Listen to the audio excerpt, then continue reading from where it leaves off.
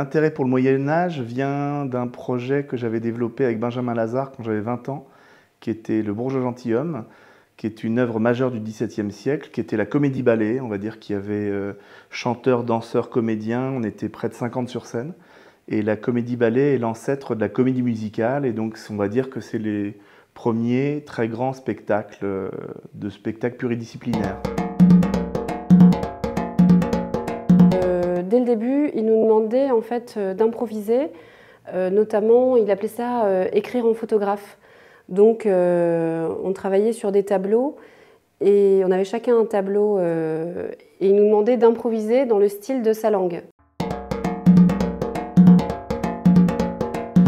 Alors pour la scénographie et les costumes, j'ai travaillé avec les plasticiens Cléda et Petit-Pierre, qui sont un duo célèbre dans l'art contemporain, et qui sont aussi, d'une certaine manière, ils n'aiment pas dire ça, mais c'est aussi des scénographes et des costumiers. Ils font leur propre œuvre, et moi ça fait maintenant près de 15 ans que je travaille avec eux.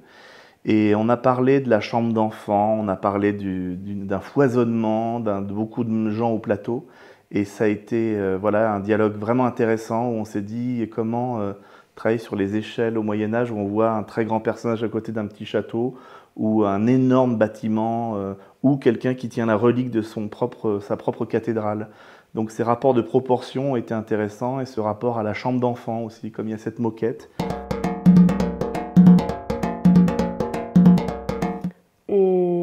Farce,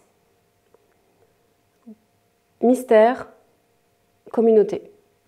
Comique, tragique et spirituel.